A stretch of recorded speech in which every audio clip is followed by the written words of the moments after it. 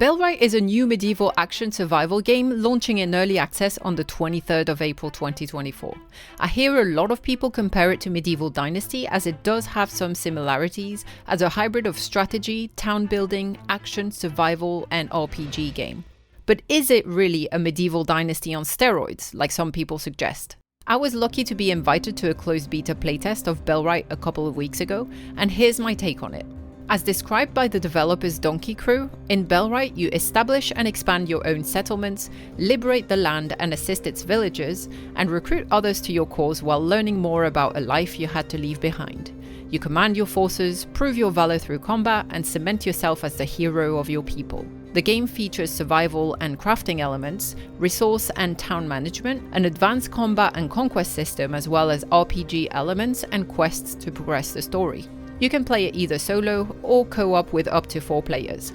Sounds a lot like Medieval Dynasty, you say? Well, here are some major differences between the two games, from my experience playing both. First of all, it's worth noting that Medieval Dynasty is in 2.0 release, while Bellwright is just releasing on early access this month. I will therefore focus on the more fundamental differences between the two games, rather than stating the obvious "this bit is clunky, those animations need improving," or anything else that the devs are likely to be tweaking ahead of a full release.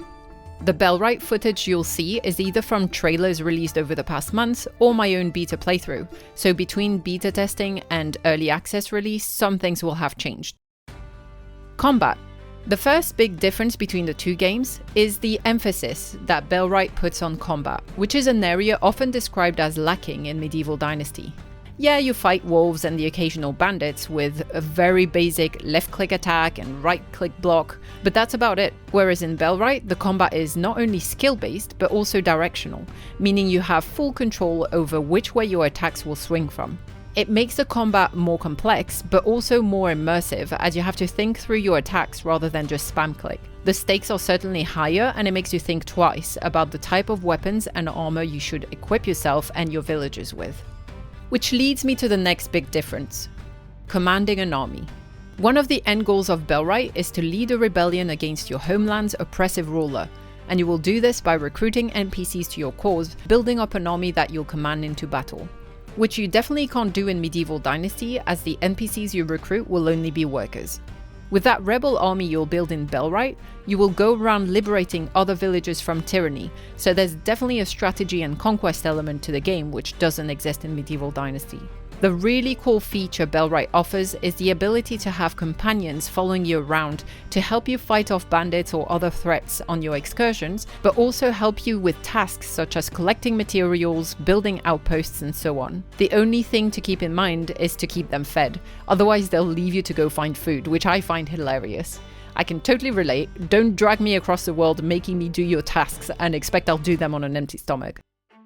Raids. Another major departure between the two games is that you can get raided in Bellwright. Any of your settlements and outposts can be raided, and the more powerful you get, the more of a threat you become, and the more likely you are to get raided. You will be warned the day before a raid, so you can prepare for it, and you better prepare well, because if you fail at defending your settlement, the raiders will loot your village and damage buildings. That's why recruiting villagers early is essential, as you can assign them to guard your settlements or turn them into a small army that will fight against the raiders. In Medieval Dynasty, you won't get raided or attacked in your settlement at any point, despite having a number of villagers walking around with torches at night to guard, they're just pretending to be useful. Another interesting feature in Bellwright is that taking out bandits will increase your renown, which, like Medieval Dynasty's reputation points, will help you recruit more villagers. But it will also increase your raid threat as bandits will retaliate. I found it quite cool that those NPCs act like gangs with a sense of revenge. Villager autonomy. In both games you can recruit helpers to your settlement who will help gather resources and produce items necessary to run your village in return for food and lodging. However, villagers in Bellwright are a lot more autonomous than in Medieval Dynasty. As long as they're assigned the role of worker, they'll just get busy doing whatever tasks are needed around the camp, gathering food, keeping the fire lit, completing builds, and so on, without you needing to assign them. That was a huge surprise for me, as I'm used to having to babysit villagers in Medieval Dynasty who will literally not lift a finger until you assign them to a workplace and give them tasks.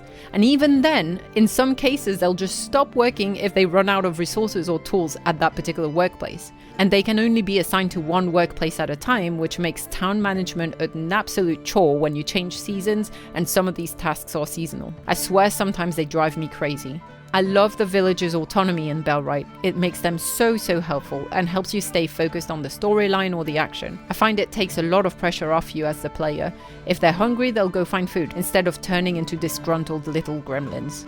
Of course, you can still assign tasks to your villagers and be very specific about it, assigning job priorities based on their skills and managing resource levels. And as a settlement leader, you still need to keep your followers' morale high by feeding and equipping them appropriately if you don't want them to leave. The developers are even thinking of having characters have favorite foods for a morale boost, which would be quite fun if they managed to add that to the game down the line. Building. The building system in both games is similar in that you place blueprints for set buildings and gather the materials to complete the construction. Visually, this looks quite different, but the mechanism is very similar, except this one thing. In Bellwright, your villagers can help you complete your building once you've placed the blueprint. Imagine my surprise when I set up a mining camp blueprint, then went away to chop wood to complete it, and came back to an almost complete building because my NPC companion rolled his sleeves up to gather the materials without me telling him to. This makes expanding your settlement and setting up outposts so much easier and quicker. Survival. Finally, another big difference between Bellwright and Medieval Dynasty lies in the way they handle the survival aspect. Medieval Dynasty is more of a hardcore survival, where you can die of thirst and hunger, whilst in Bellwright, food and water are not necessary. There is no interaction with water, to my dismay after I had purposely looked for a body of water to build my first shack next to. Can I drink water?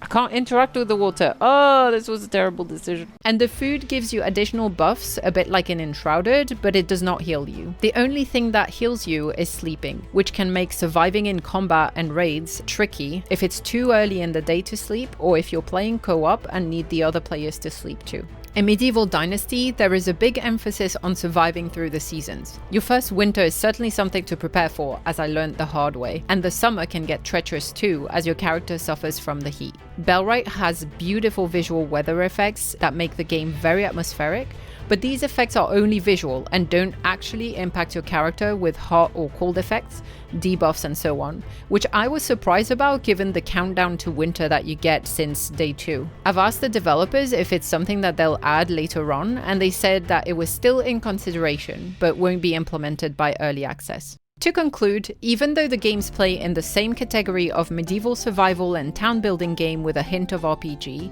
they have, in my opinion, fundamental differences centered around emphasis on combat, raids and conquest for Bellwright, but also differ in some of the other mechanics like building, survival and town management. I think both games have their own merits. If you want a flushed out user experience and less action driven but more survival focused gameplay, where you can also chill while building your dream settlement, I'd say Medieval Dynasty may be your go-to.